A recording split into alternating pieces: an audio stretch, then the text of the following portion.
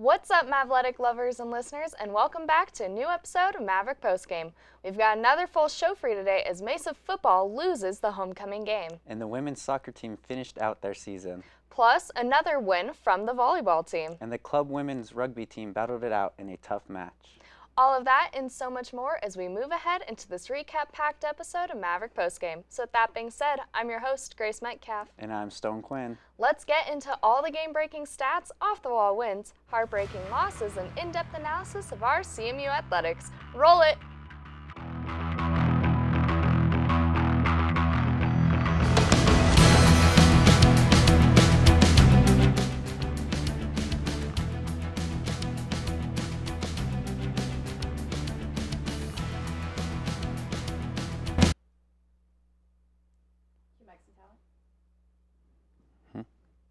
Hello everyone. Once again, I'm Stone Quinn. And I am Grace Metcalf. Let's hop right in and take a look at all the Mavtastic action that took place this week here at CMU. The Colorado Mesa football team let another tight contest slip through their hands in a 33-28 loss to the visiting CSU Pueblo Thunderwolves on Saturday for CMU's homecoming game.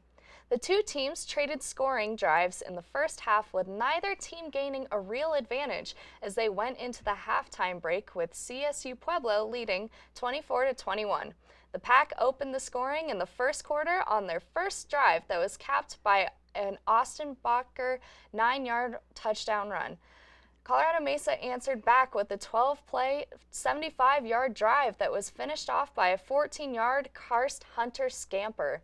The biggest play on the drive was another Karst Hunter run that went for 18 yards on the first down that got the Mavericks down to the CSU Pueblo 21-yard line. The Maverick defense clamped down and was able to hold the Thunderwolves to just a field goal to make it 10-7 in favor of the Pack with 3 minutes and 58 seconds to play in the first quarter. Colorado Mesa scored on their next drive on another Karst Hunter touchdown plunge, this time from just a yard out to cap an 11-play, 78-yard drive that chewed up 4 minutes and 7 seconds of the clock to make it 14-10, Mavericks with 14 minutes and 51 seconds left in the second quarter. David O'Connell extended the Maverick lead to 21-10 after hauling in a Karst Hunter touchdown pass from 21 yards out to cap an 8-play drive with 7 minutes and 5 seconds to play in the half. The Thunderwolves scored twice in the final 2 minutes of the half to regain the lead heading into the break.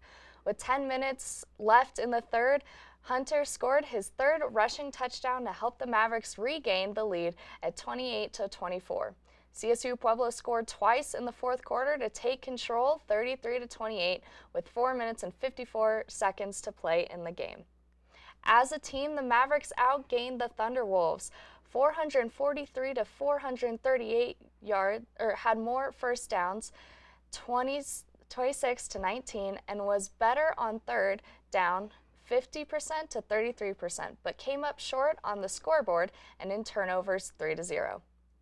Although the Mavs had yet another loss, the entire stadium was filled with fans, and we did another segment of Maverick Postgame All Access featuring Dylan and yours truly, where I had the pleasure of chatting with some alumni football players. Check it out.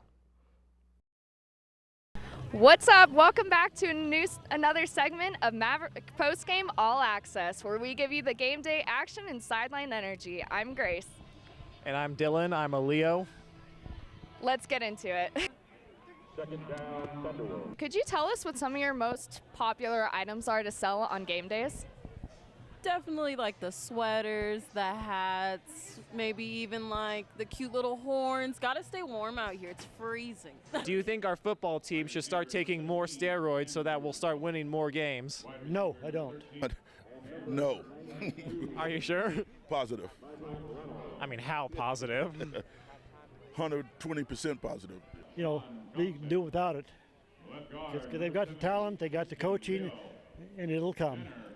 Okay, so what position did you play when you used to play I here? was outside linebacker here for Mesa. Cool, and how was that? Outstanding. I actually started at 3 positions: Oh, really? cornerback, quarterback, and safety. Oh, When I very was cool. here, yeah. Very cool. Linebacker, defensive end. Yeah. Very cool. What was your experience like when you played for the team? Fantastic. We won 22 games. That's awesome. School environment is a lot different now than it was then, as well as the game. How so? Well, one I noticed is the physicality. It's not as physical, Right. as it was then. That's one. I can imagine. We was a lot more aggressive. Okay. We can get away with hits the day they can't. It's a little softer because the hits that we used to take and now are illegal. So Yeah. I think it's changing, but it's changing for the good. And also the kind of the student environment experience, it's a bit more sanitized now Yeah. than it was then. So what sweatshops were these made in? None at all.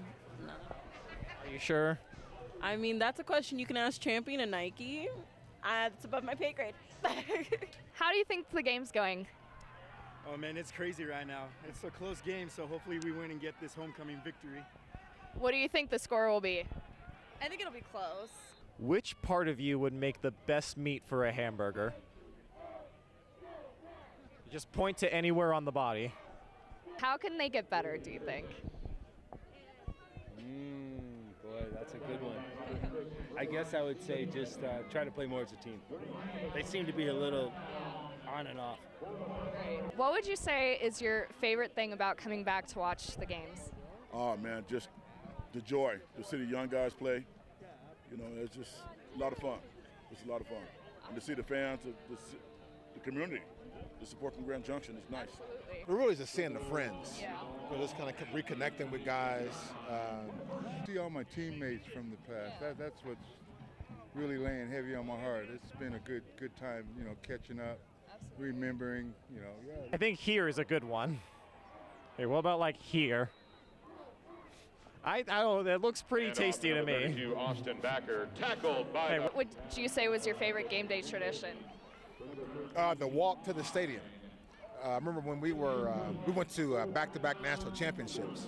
And the thing I'll never forget is when we walked to the stadium and we got here an hour before the game and the place was packed. That's awesome. Like about an hour before the game. I'll never forget that as long as I live. Well, I've got some bad news that everyone saw coming. Let's head back to the studio. The Colorado Mesa women's soccer season came to an end in the RMAC quarterfinals as two first-half strikes led third-seeded Regis to a 2-1 victory over the sixth-seeded Mavericks. A Leela Deer penalty kick goal with 34 seconds left prevented the Mavericks from getting shut out. But Regis goalkeeper Caitlin Martin made 8 saves in 90 minutes to lead the Rangers to a victory that sees them advance to the semifinals of the conference tournament. Regis senior forward Kelby Koo, who entered the match as Regis' joint leading scorer with 6 goals, came onto the pitch in the 23rd minute and scored just 6 minutes later on a header. Sophomore Alex Baer worked around a defender and lofted a cross from near the right end line. Koo leaped high above the defense and headed the ball straight down and past the goalkeeper Chloe Doty on a bounce. The Mavericks finally broke through in the match's final seconds when Deer was fouled from behind in the box, chasing down a ball over the top.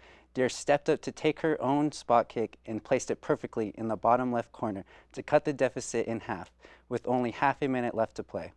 As a team, the Mavericks wound up having more shots than Regis, 22-16, but it did not seem to help them with the score. With the loss, the Mavs finished the year at 10-8-1 overall. They put up an 8-4 record in conference play. The Colorado Mesa University Mavericks volleyball team played arguably their best match of the season and crushed visiting Colorado School of Mines in a battle of nationally ranked RMAC volleyball squads on Saturday. The nation's 19th ranked Mavericks hit an impressive .455 as a team in the 25-17, 25-22, and 25-11 senior day victory over the number 21 Orediggers and took at least temporary sole possession of second place in the RMAC standings with what was their 11th straight victory. The Mavericks are now 19-4 overall and 14-2 in RMAC play. Mines fell to 18-6 overall and to 13-3 in the RMAC. CMU hit an airless .448 in the final set after putting down 19 kills and hitting 5-6-7 in the opening set. The Mavs trailed 7-6 early in the first set, but went on a pair of 3-0 runs to make a 13-9 lead after Wedhorn and Aaron Curl combined for 3 successive kills. The Mavs then extended the lead to 5 at 17-12 on a Hunt kill and led 22-15 on a Hunt solo block. The Mavs also got out to a 7-3 lead in the second set on back-to-back blocks and later cluing to single-point leads before 5-2 run that featured to Wedhorn kills and another by Sydney Leffler allowed the Mavs to stretch the lead to 22-18. As a team, the Mavericks averaged on a .455 hitting percentage compared to the Ore Diggers' .299. The Lady Mavs also had an exceeding number of kills and assists that aided in their number of points that they achieved, 60-39. The Colorado Mesa University women's rugby team traveled to Golden for the Rocky Mountain Rugby Conference Championship Saturday, coming off a big winning weekend against CSU. The ladies started slow, going down by 2 tries early to Mines making the score 0-12 at the 29-minute marker. CMU hung in there despite the sun in their eyes and the literal uphill fight throughout the first half. CMU came alive offensively as co-captain Natalie Robles touched down 34 minutes in. She was able to convert on her kick as well, narrowing the Mines lead to 5. The Mavs took the lead 14-12 with a massive CMU flip of momentum. Mines bounced back with a quick try of their own, strengthening the lead to just 4 points and bringing the score to 21-17. Now that we have recapped some of the games, it's time to announce our Maverick of the Week. Our Maverick of the Week goes to Shannon Furin. Shannon recorded top 10 finishes to lead the Maverick women's triathlon team in Sunday's Bearathlon.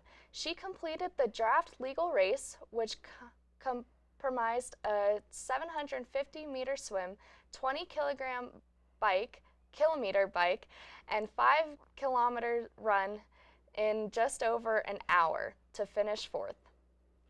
Congratulations, Shannon, for your outstanding performance. You are Maverick of the Week. We are now at the end of our show, and it is time for our closing statements.